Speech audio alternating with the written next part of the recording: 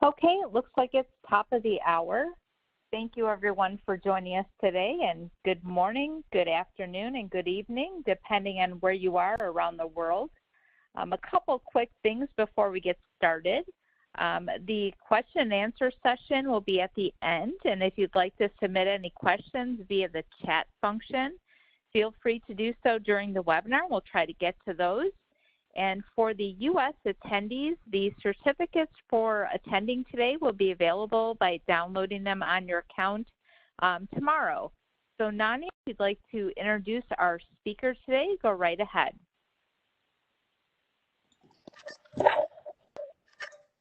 Welcome everybody. My name is Nania Sharar Hernandez and I'm the Director of Global Education at Medela headquarters here in Switzerland.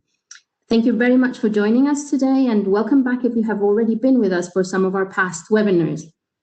We are hosting these webinars because the global COVID-19 pandemic has really made a tremendous impact on the way that we work and the way that we function. And we have been greatly concerned in particular about COVID-19 having a negative impact on breastfeeding rates at a global scale. The clinical practice changes around childbirth due to COVID often mean that mothers are going home earlier after birth, so that breastfeeding problems will only manifest themselves once the mothers are at home, many times without access to professional support. The conflicting information about breastfeeding that we have seen in the popular press and over the internet, even though global organizations like the UN and WHO have been very clear with their advice that moms should continue to breastfeed, but these conflicting information that we see does not really help the situation of these new mothers. And it is because of these discrepancies that we decided to organize the series of webinars that this webinar is a part of, and why we're here today. We really want to bring you the world's leading researchers to cut through the misinformation and to provide some clarity on the use of human milk and on breastfeeding during this COVID-19 pandemic. Today's installment is the 6th of our series of webinars. And we're really happy to have Professor Dr. Hans van Goudoever with us today. He's a professor of pediatrics at the University of Amsterdam and the Free University in the Netherlands. Today, he will be talking to us about research he has recently published regarding the antibody response against COVID-19 in human milk. The really cool thing about the presence of these antibodies in human milk is the possibilities that this could open to generate even a preventive treatment method for corona. So before I hand over to Professor van Goudoever, please let me remind you of what Kim said. Feel free to pop questions into the chat. We should have enough time to address them at the end of the talk. So please welcome Dr. Hans van Goudoever. Thank you very much. I hope you can hear me loud and clear here from Amsterdam, a rainy Amsterdam, where COVID strikes again for the second hit, basically here. So we're shutting down surgery as we speak for 25% just to have the possibilities for COVID-19 patients to enter. So that's our second. The first one we had in March, and now basically we're in trouble again. What I'm going to do today is to, let me see if it works. Not really. Here we go. We'll talk about breast milk, of course, since this is a Medela symposium. And we're going to talk about the specific antibodies, SARS-CoV-2 specific antibodies. And it's been a huge effort of many working in a team when actually a donor mother of our donor human milk bank approached me and asked me, Hans, do you think that there will be antibodies against COVID, against corona, as we were calling it by then, in my breast milk, because that would help, I guess, my own child as well. So I thought this is a wonderful idea. So we embarked on this adventure with many others, because I'm just a pediatrician and neonatologist, and I set up this milk bank 10 years ago or so. But I don't have any real knowledge on immunology and infectious diseases, etc. So I brought together a team with proteomics, with, of course, from the Dutch Human Milk Bank, from the Blood Bank, who is doing a lot of tests, from Viral Clinics, which is a company that is the only company that has a lab in our country that is allowed to have SARS-CoV-2 virus active and can be tested, used for testing. And of course, the virology department of our own hospital, but also Wageningen, which is our food university group. So it was a huge group, and of course a lot from the Emma Children's Hospital as well. So here you see all those people, so really a lot of people working together. Actually, everyone was abandoned from labs, etc. The only ones that were allowed to work were those who were working on COVID. And of course, this was one of those topics that they were allowed to. I have no conflict of interest. This study was supported by our own foundation of the Emma Children's Hospital. And part of these data that I'm going to show and share with you today have been published on this Med Archives. But we tried to actually send it to Science, but they, after thinking about it for 2 to 3 weeks, they said no. So we're thinking where we should publish it now. Anyway, you can find it on this link. So before actually going to show what we did, I thought it's nice to show this movie. I think it's also on the website of Medela because I approved it to be there. But I'm just going to show it just to give you an idea of how the virus works and how it enters the cell. So I'm going to start the video, which was generously provided by a company that said, well, we're going to help you and make this movie for you.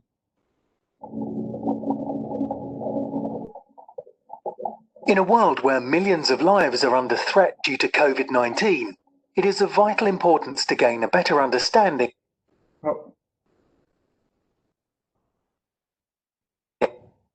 of how the virus actually works in search of a cure. The surface of the virus particle is covered with approximately 100 spike proteins. They always come in groups of 3, in which the proteins are intertwined. Each individual protein consists of 2 parts, a globular head called S1 and a stalk-like structure called S2.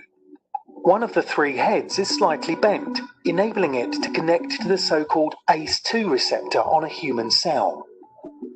Once the connection between the virus and the receptor has been established, the human body activates the TMPRSS2 enzyme. This is a protein-cutting enzyme that proceeds to cut off the head of the spike protein. This causes a change in the structure of the virus.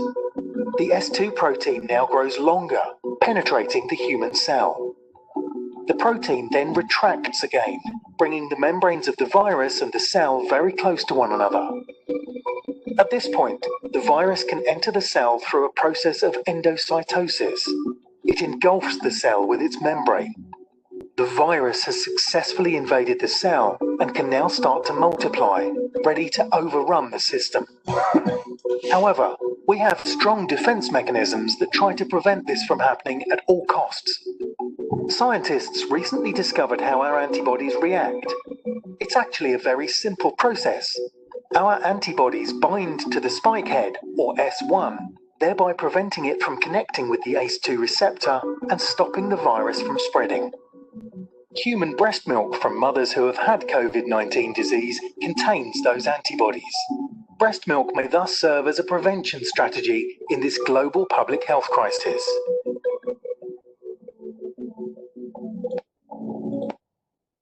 So with this movie in our heads, it's I think very well known to this audience that breastfeeding has an association with a reduction in respiratory infections. And this is just one of those publications that's being presented in the literature now with more than 4,000 infants, where you can see that the risk of hospitalization for lower respiratory tract disease is reduced when infants are fed human milk. So this is very well known. What also is known is that the duration of breastfeeding is important. If you look here in the upper panel, we see that the hospitalization rates due to infectious causes is reduced the longer you breastfed your infant, and especially the longer you have exclusive breastfeeding. That's for all kinds of infectious diseases, so including, for instance, diarrhea.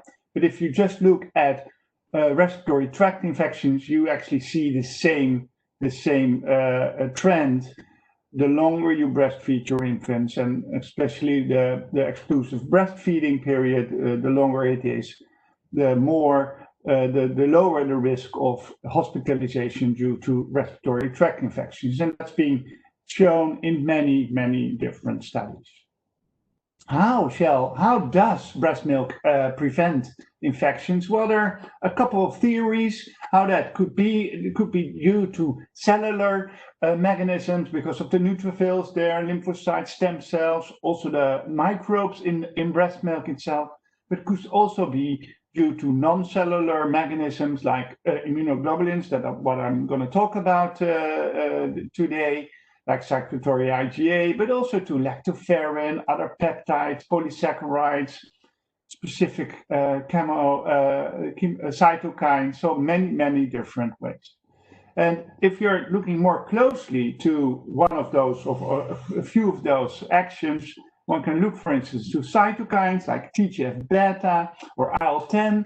Those are produced by leukocytes that are present in breast milk. Or MCSF, macrophage colony stimulating factor, which is produced by the epithelial cells in the mammary ducts. Those have an effect on prevention of infections. But also human milk oligosaccharides, they act as receptor decoys, thereby inhibiting adhesion of pathogens to the mucosal surface and thereby preventing invasion of pathogens into the body.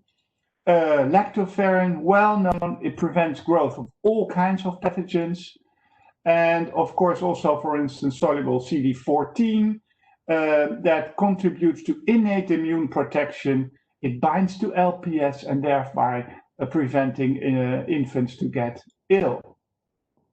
There's also another mechanism involved that's called adaptive secretory immunity in breast milk. And this is a kind of old cartoon. You can see it from the drawings, but it is still very true that the mother is exposed to all kinds of pathogens and is ingesting those.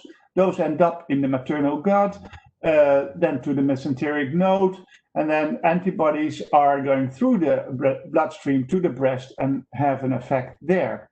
And here on the right hand, the B panel actually shows that more in detail. You have here the intestinal mucosa, you have the B cells that produce immunoglobulins. They are primed by the pathogens that the mother is ingesting. They basically go through the maternal bloodstream. They mount at the basal lateral membrane of the mammary epithelium. There they produce IgAs. Those IgAs are then transferred through the cell. They become secretory IgAs. There are two IgAs coupled together and then being excreted to the luminal side again and end up in the milk and then thereafter in to the infant. We know that IgA, and especially secretory IgA, is present in milk, and it's actually also the dominant immunoglobulin in human milk. More than 90% of the immunoglobulins in human milk are those secretory. That's in comparison to serum, it's very different. In serum, IgG is the dominant one, but IgA, while in milk, it's about 10 to 100 times higher concentrations than found in serum. Secretory IgA is hardly absorbed by the infant intestines. And also of interest is that, for instance, cow's milk does not contain or hardly contains secretory IgA. It does contain immunoglobulins, but again, from IgG.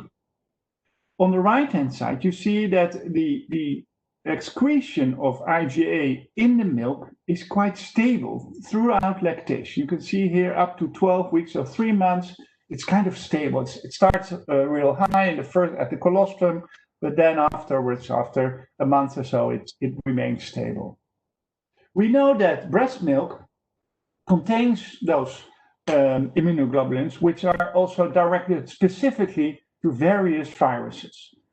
For instance, we know there are secretory IgA antibodies against enteroviruses, HIV, RSV, well, all the ones that listed here on the left-hand side. We also know that for some of them, they have proven neutralizing capacity, meaning that those antibodies are able to neutralize the pathogenic effect of that specific virus. And that is, for instance, for polio or Coxsackie or CMV or herpes simplex. So that is known. For the other ones, we just either don't know or it's not neutralizing enough in the test laboratories. So our question, which was actually raised by the donor of the Human Milk Bank here in Amsterdam, was, does breast milk contain antibodies against SARS-CoV-2? So what did we do? Well, we set up a study, and it was really great fun in that era because we could really do something. And the IRB, for instance, was agreeing with the study in 3 days. So it was a total new world to me. So we were looking for lactating women with a natural surplus of milk, because they were, of course, breastfeeding their own child. And we divided them into 3 groups. One group that was what we call a confirmed COVID-19 mother who had a positive SARS-CoV-2 PCR from a nasopharyngeal swab and, of course, had also clinical symptoms. Then we had a group that had a confirmed infection in the household, so her husband or the children, and the lactating woman developed COVID-19 symptoms, but was not tested herself because we didn't test that many people at that time. And then we had a control group who did not have ever symptoms of COVID-19, who delivered in the hospital. And because of our testing regime at that time, we tested all the women that were giving birth, and those tests were always negative. It doesn't mean that much because it only says something about those days, but they did not have any symptoms neither. Here are the characteristics of the mothers and the children that they gave birth to. So there were predominantly term babies, about 30 in the confirmed COVID, 29 in the confirmed COVID-19, 9 in the suspected, and we have 13 controls. And of interest, of those confirmed COVID-19 mothers, 3 of them were admitted to the hospital and were treated with oxygen, and 1 even with respiratory support as well. The age of the mothers was around 30 weeks. And the last part is also of interest, of course, the time between start of clinical symptoms and collection of breast milk. That was an average of about 5-6 weeks. And of course, in the control week, they did not have any symptoms at all.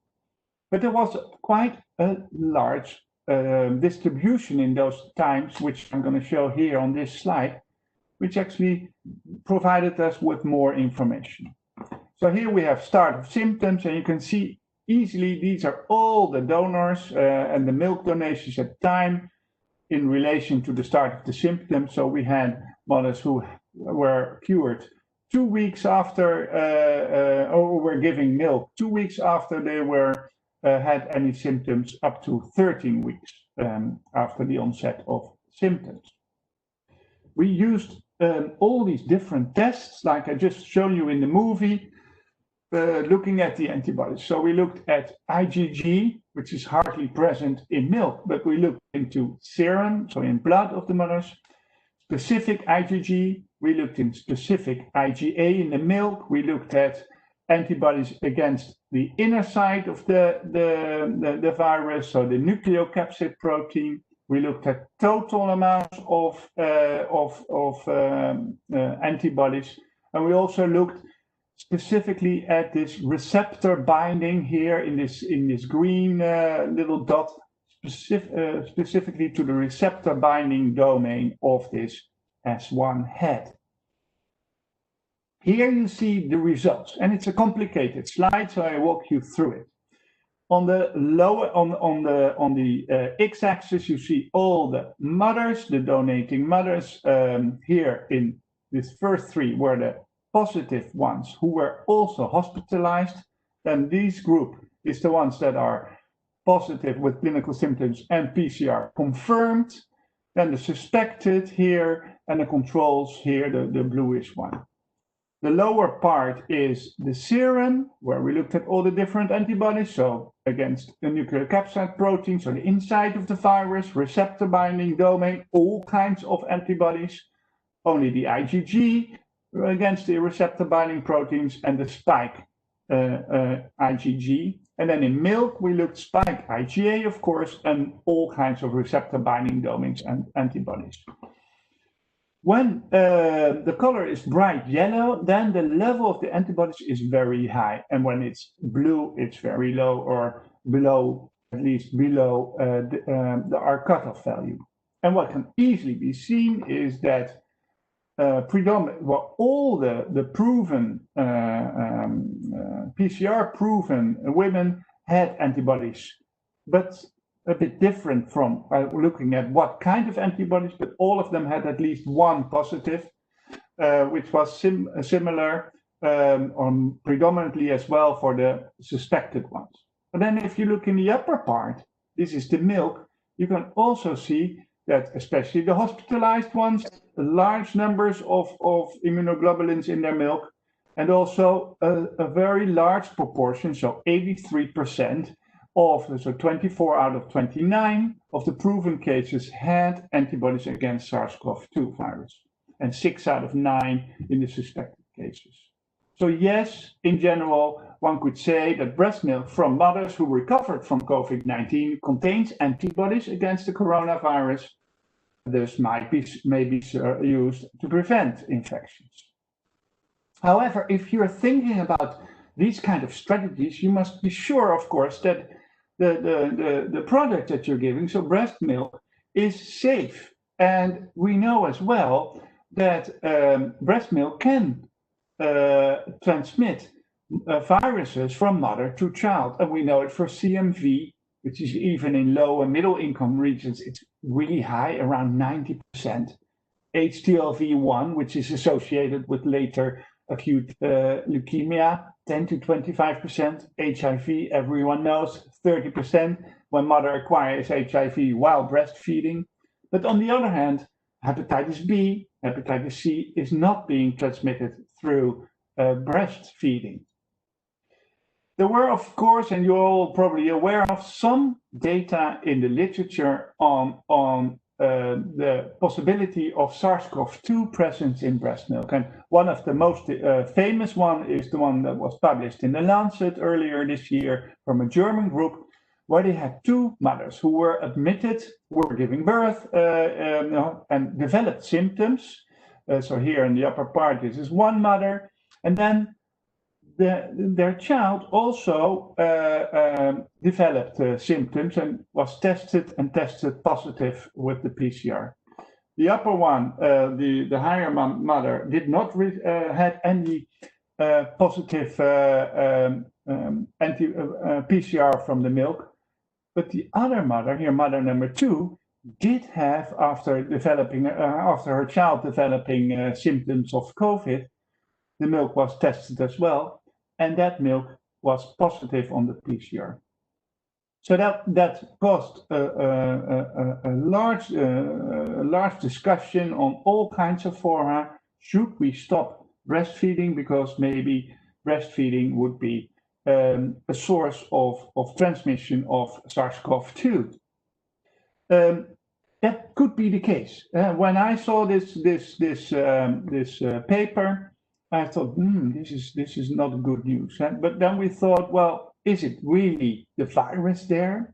Because what you do with the PCR is that you measure and detect viral RNA.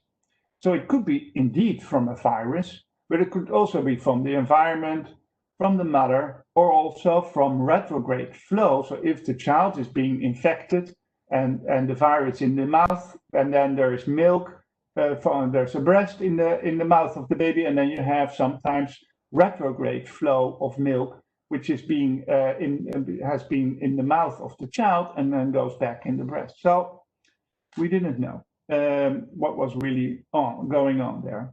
And then other papers, and this is actually still as a Met archive paper, but it's been published in the JAMA 2 or 3 weeks ago by Chambers et al., where they looked at viruses in breast milk. And here you have all kinds, all the participants. Here you have this dark line shows you when the mother had a positive PCR, and these are all the samples slightly before the mother turned positive on the PCR and after the mother turned positive.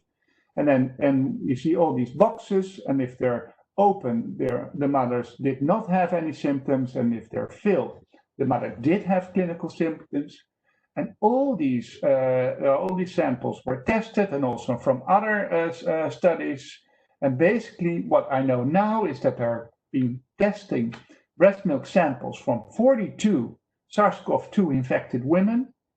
10 samples of those 42 women contained RNA PCR positive, but none of the milk was a virus cultured. So it could well be that this is contamination and that there's no transmission of the virus through the breast milk. But still, if you think whether antibody-rich breast milk can be used as a preventive strategy, you need to be absolutely sure that it is a safe product. And for those who are working with milk banks, you know that the predominant way of pasteurizing milk, so to get rid of all kinds of pathogens, is Holder pasteurization. It's a temperature treatment, 30 minutes at 62.5 degrees of centigrade. And that is the standard way of pasteurizing milk. There's a disadvantage of pasteurizing milk because you get lots of good habits of the milk that are being destroyed by the heat treatment. So many research groups around the world are looking for alternatives to Holder pasteurization. And I myself have also 2 PhDs on this project.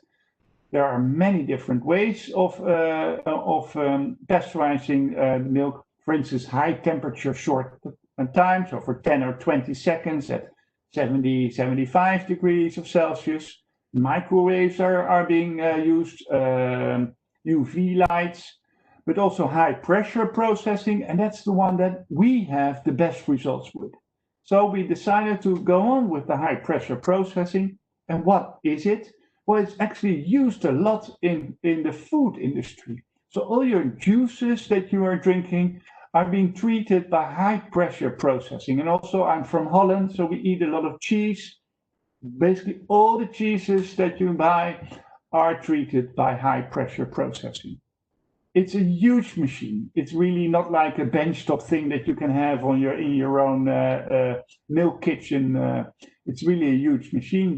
You rent it for an hour or so, and then you can do the trick, but it takes a very short time. So very high pressure, hydrostatic pressure is being applied for 5 minutes, so 500 megapascal for 5 minutes to batches of milk in this case.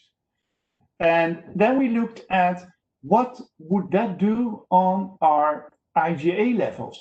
So we measured, following different pasteurization process, we measured the levels of the IgA, secretory IgA spike against spike protein. So here you see in red the raw milk, in blue the high pressure, and in green the holder, the temperature-related pasteurization. And basically, we were happy. We did not see any differences. But now I go to a little bit more detail. And this you might know from your lessons at medical school or chemistry or whatever.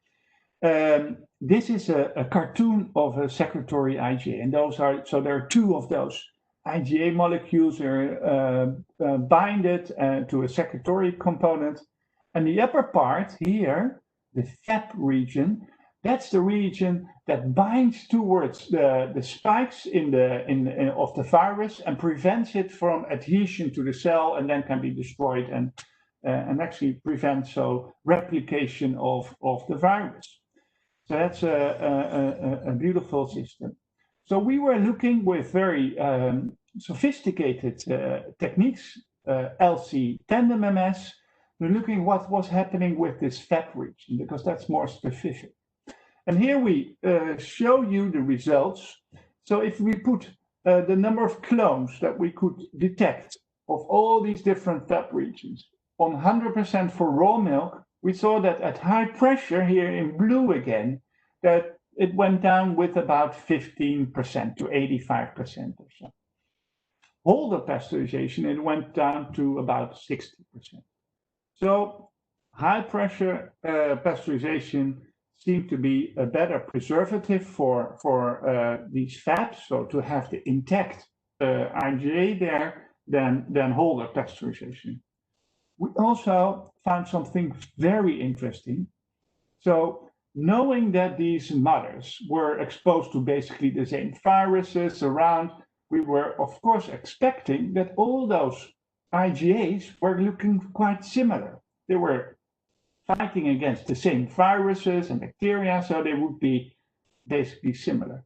But that was not at all the case. This is such a graph from LC tandem MS, and basically you see all these peaks, and the peaks are depending on how they react to the reagents in the LC and on the different masses. So it's really a technical story, but what you can easily see here is that the higher the peak is, that the more of that specific clone is available in the milk, and that those patterns are very, very different. So each individual milk from each individual mother has a quite distinct pattern of secretory IgA. So they're not at all similar. So that's something else what we are intrigued by, but it's fascinating. So then we went on and we said, well, now we know that milk contains antibodies. We know if we want to have it as a safe product, we need to pasteurize it. And then high pressure pasteurization is the best way. But does it really work? So we were then contacting this highly secured lab, so BSL-3 lab, and they had the virus actually alive there in that lab. And from one of the first persons actually that got infected in Europe. So we had this clinical isolate of this virus, and we mixed it with milk, and we mixed it with blood from the donors, and then incubated or put it on top of Vero E6 cells. It's a very tough model, so to say. Vero E6 cells are cells from a kidney tumor. And then it's put on top of those cells for a couple of hours, and then it's flushed away, and then you incubate those cells for a long time. And then if the antibodies work, then the cells remain alive. And if the antibodies don't work, then of course the cells will die. It's good to know that the milk or the serum that we use is diluted about 300-fold to the minimum. So it's really a very tough test. If you pass this test, it's really extremely active. What did we find? Here's the same picture, but now in black are the ones that are preventing, so the samples that were preventing infections of those specific cells, and you can see that only a subset in the serum, 13%, was able to prevent cells to be infected by SARS-CoV-2. And interesting enough, twice as many, so 26, but still only a quarter of the milk samples were able to prevent the destroy of the cells by the virus. What is also of huge interest is that we also did the testing with the, so we did the testing with the raw milk, but we also did it with the pasteurized milk, so the Holder pasteurization and high pressure. And when we applied the Holder pasteurized milk, so with the heat treatment, there was no effect anymore at all. Whereas if we applied it with the high pressure pasteurized milk, the efficacy was identical to the raw milk. So that was also important. So our conclusions at that time were that breast milk of mothers who were previously infected contained significant amounts of secretory IgA, both before and two modes of pasteurization, also up to 30 weeks. Samples of several donors had neutralizing capacity, but and also after non-thermal pasteurization. And then we said, well, this could be used as preventive strategy to other vulnerable populations. So then we continued our search, and now I'm going to show you some data that were just released a couple of days ago. So you're one of the first who had this talk as well in Canada, in Australia and Indonesia this morning. So they know as well, but you are the other ones who know today. So we ask ourselves, how long does breast milk contain antibodies against SARS-CoV-2? Because if you want to use it for instance, elderly, you need to have large amounts of milk to prevent it. So we went on with the same group, but only the positive SARS-CoV-2 PCR women and with the clinical symptoms. And then not only the first time, which was a cross-sectional collection, but also after a month, we returned at their homes and collected milk and serum again. And then about 5 to 6 weeks later, we came again. So now we have a range of 2 to 22 weeks from the onset of clinical symptoms. We again did all these antibody tests that I just shown you, and here are the results. Here we see, so from days from clinical onset, you can see that basically in the serum, this is IgE, it's going up to 160 days, so about 5 months. There are significant amounts of IgG against spike protein of the SARS-CoV-2 virus.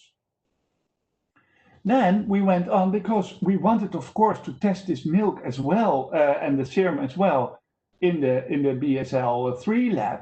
And actually, I wanted to test it in hamster, as that seems to be a very good model in the preventive way. But all those hamsters and the cells were already occupied by those large vaccine companies, and we just didn't have enough money to push them away. So our immunity lab, a virology lab, came up with the following solution. They prepared a pseudovirus. So what you use is molecular cloning. You actually make those spike proteins, and you put them on a virus-like cell structure, and that can enter a cell which has certain parts that can give light. It's a luciferase reporter assay. So if the cell is alive and it's doing well, it produces light, and of course that light can be recorded and being registered. If there are antibodies against that virus, that pseudovirus, the virus cannot enter the cell, and then the lights turn off. So if there's no infection, the lights turn off, and if there are infections, those cells produce light. So that's a very nice, elegant way to see whether there are antibodies or not, and whether it's able to neutralize the virus. And we are in the middle of doing all these experiments, but here you see already the data on the serum, and what you can see that all, in spite of the other test where we had with the VRE6 cells, where we had only 13% of neutralization of the virus, here you see this is a much more sensitive test. You see that predominant, basically mostly all of those serum samples were able to neutralize this cytomegalovirus. And we also measured, of course, the IgA in the milk, the antibody titers. And here again, you see a gradual decrease, a decline in this line, but predominantly there are still quite some antibody titers present even 5 months after the clinical onset of symptoms, which is very nice for our next step, because it means that you are able to collect milk from a long time from mothers who had COVID-19 to get enough milk. So now, basically, our conclusion is that yes, there is antibodies in milk up to 5 months, although they show a gradual decline. At we're milk pseudovirus neutralization efficacy tests, so that's important, of course. We're doing the multiplex analysis in milk, where we will be able to detect all kinds of antibodies in milk against coronavirus. And then we are now, as we speak, collecting milk from 7,500 unique donors, where we are looking for SARS-CoV-2 antibody prevalence in milk samples. Why do we do that? Because we want to know how many mothers are infected or have had the infection, the COVID infection, so we know whether we will be able to have enough milk to have high pressure pasteurization on that, and then we might be able to use that milk as a preventive strategy until we have a vaccine. So what we are doing at the same time is we are making milk. From the milk, we are making ice cubicles. And we already did so. And those ice cubicles, then we can be used in, for instance, elderly homes when there is an outbreak there, that people can use this milk, this ice cubes. Then the secretory IgA would be in the throat of those elderly and may prevent the virus entering the body of those elderly, where there is no replication in the throat of epithelium of the throat, and then you can reduce maybe the viral load to those people and maybe prevent a severe COVID-19 disease. Of course, we have no clue whether that will work. I just calculated how much we would need for those kind of studies. On average, we have about a donor mother provides about 7 liters of milk in our country, and by calculating and assuming that one person would take 4 of those ice cubicles per day, and that would act really locally, then one donor could help about 15 or so people. So that's all speculation, of course. We're now in this phase where we have we are measuring in more than 7,000 unique donors the antibodies. That's already a huge project for a simple pediatrician like I am.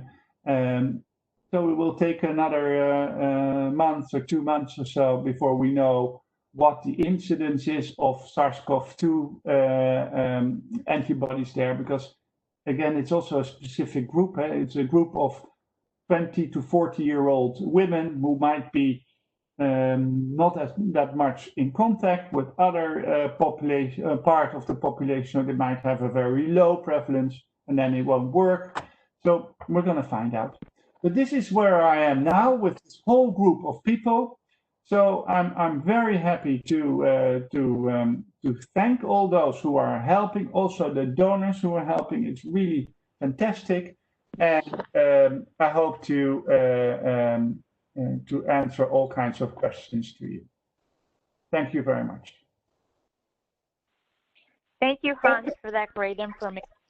That research is very interesting, especially during this time. Looks like we do have approximately 15 minutes for questions if you want to go ahead and submit those through the chat function, that would be great.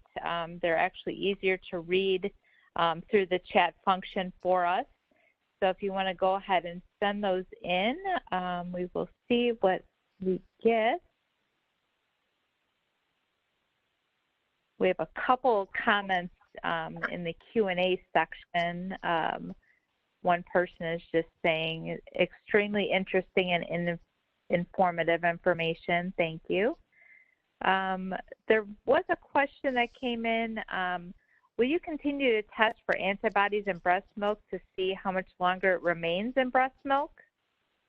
Can you repeat it one more time, please? Sure. Will you continue to test for antibodies in breast milk to see how much longer it remains in breast milk? Well, we did not plan it yet. We think 5-6 months is already quite a long time.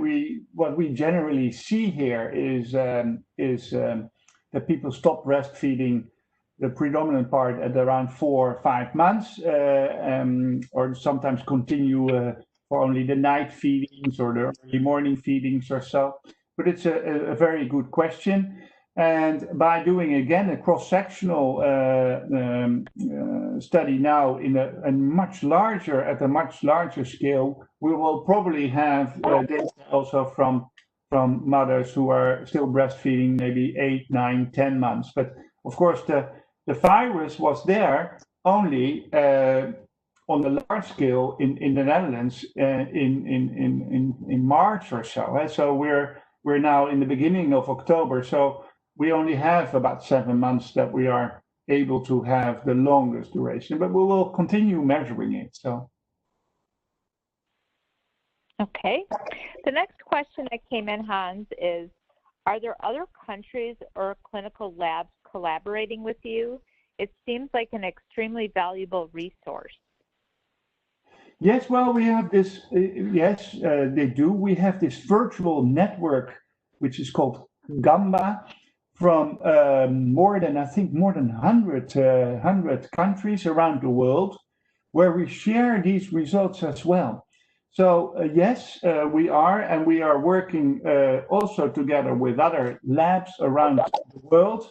But it's nowadays it's quite difficult to send all kinds of materials around. But we share all the results basically right away. So this is also these data. What I showed you were just to me available only end of last week. So that's I just put them everywhere so everyone can use them and can work on it as well in their own countries and labs. So yes, so we have a huge communication platform basically for all these results. So despite not traveling, we still meet each other a lot. Okay, thank you. The next question that came in is, are you studying the treatment as well as the prevention of COVID with the use of these ice cubes of breast milk? So the plan is, but we're not yet there. The plan would be that imagine you have an elderly home and there's an outbreak there. And at that time, you will be giving those people in those elderly home these ice cubes for 10 days or 14 days, something like that. Then you hope that the virus will basically disappear again from that home, and then you stop it again. So it will not provide any long-lasting effect for sure, and it's only trying to prevent the virus to enter your body by just attacking it, so to say, in the throat of the people. And as soon as you stop it, you will lose the protective effect if it's there. Again, I have to stress this is just speculation. It's a wild idea. But as long as we don't have any vaccines and we only have hand washing and social distancing as preventive measure. It also we're going to do, of course, it in a clinical study. But preventive studies are with huge amounts of people. So I have a network now with more than 50,000 elderly people. but just about when I did the power calculation to show a difference of about 10 infections, PCR proven infections, I needed about 4,000, 4,500 participants in the study. So you really need huge amounts. It depends, of course, on the prevalence of the virus in the community or in that home, but you really need huge amounts. So it will take a while, but I think also the vaccine will take a while. Okay. Looks like the next question is, how can a mother in the U.S. contact to be a participant in this study? Well, in the US, we had when I came with the idea, and we were on national television, and all the papers were on the radio and all the stations, and then actually it went viral. So we had offers from people from Brazil, from Argentina, from South Africa, from Indonesia. So it was really fun to have all these mails. But we were studying it now in the Netherlands, but I know that there are people in the US, for instance, are also working on the similar kinds of questions. So Lars Bode from California and Powell from New York are also doing similar work. So those are and they're probably also in your platform, I guess, because there are also famous people. So that's probably the way to ask those kind of questions. But what I like as well from this study, it also shows the importance of breastfeeding. So we know, and it helps to put breastfeeding on the upper level, so to say. It's interesting to know, of course, that we all think, well, breastfeeding is very good for babies. That's taken for granted. But then people basically ignore it a bit. And now it suddenly becomes important in this battle against COVID. And then people say, well, it's like a reinvention of breastfeeding. And it's also fun to think about that you start your life with breastfeeding, and when you're really old, you use breast milk as well. It's kind of a fun idea. Okay, the next question is, would you say that mother's milk is currently the only effective treatment available for COVID-19, or maybe the first and currently only vaccine? Well, so it's not a vaccine because it won't give any long-lasting effect. I describe it more as a bridge to a vaccine. The only preventive measurements we have are social distancing, hand washing. Those are the really effective preventive measurements. I'm working as well on the intensive care unit now for adults. And of course, we have better treatments, but this with the dexamethasone, for instance. But for now, we don't have any other preventive, and that's the nice thing about this project. It's trying to prevent an infection to occur, not so much to cure. It won't help for cure, because if you have already the virus in your lungs or in your whole body, breast milk won't help. But it's really for the prevention. But for instance, serum, so IgG, is used as well for when you are having COVID-19. The results are actually not that good, but those trials are ongoing. Okay. Nania, if you would like to unmute yourself and ask a few questions, go right ahead. It looks like we've got about 8 minutes before we end the webinar, so feel free to ask any questions that you see coming in. Perfect, I'll do that. I'm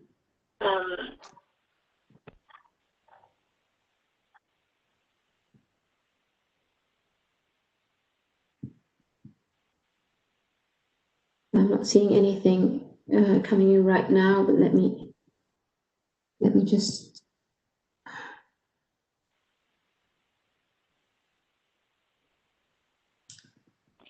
I had one that I noticed. Is there any difference between fresh or frozen breast milk?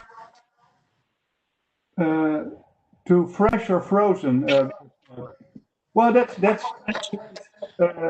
an excellent question. What we know from handling milk, that has an effect as well. So if you are handling milk, freezing it and defrosting it, that will certainly affect the quality of milk.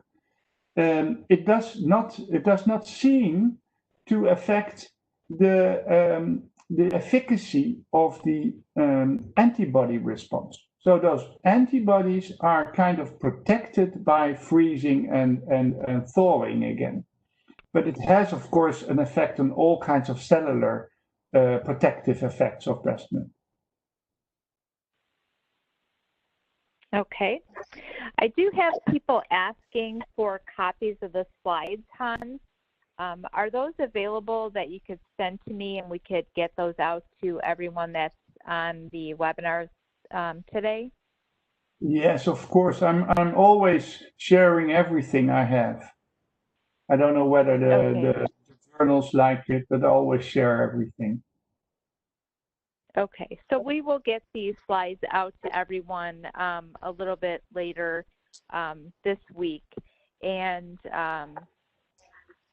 looks like we have a few more minutes. Nania, do you see any questions coming through that you wanted to ask? There was one question that is interesting. Could this research model be used to prevent other infections?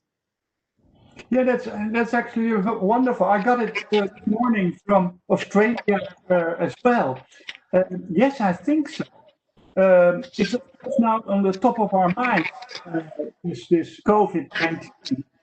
But I'm sure we can do the same for rotavirus or from RSV, although there will be a vaccine against RSV available soon. But all kinds of other viruses as well. So I think this whole plan actually opens up a whole new area of possible. So one could think of influenza, which is also a killer virus for elderly.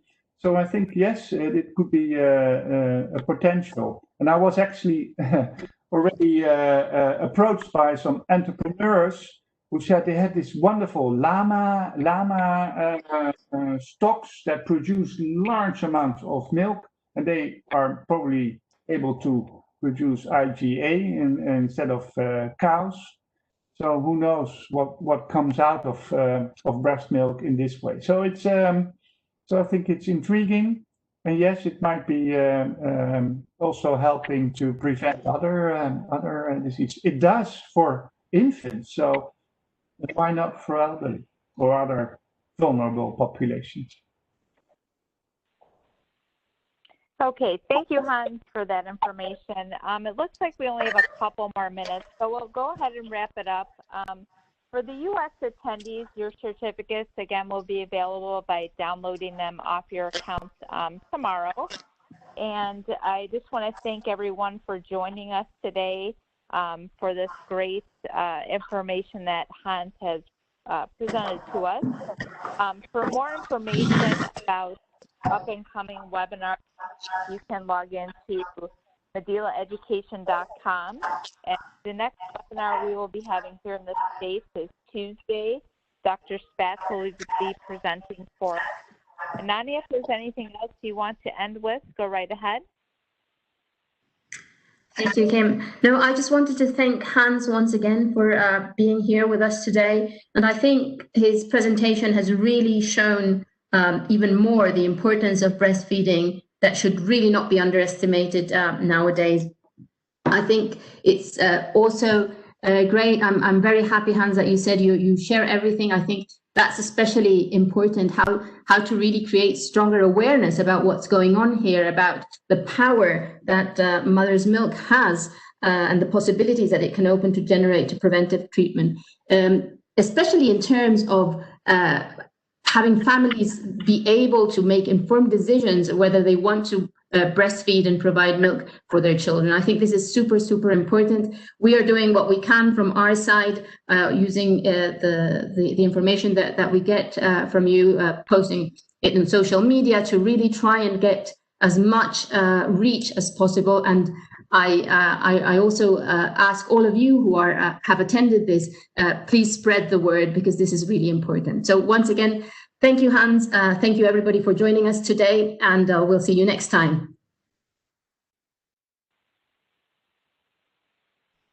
Thank you all for listening. Bye-bye. Thank you.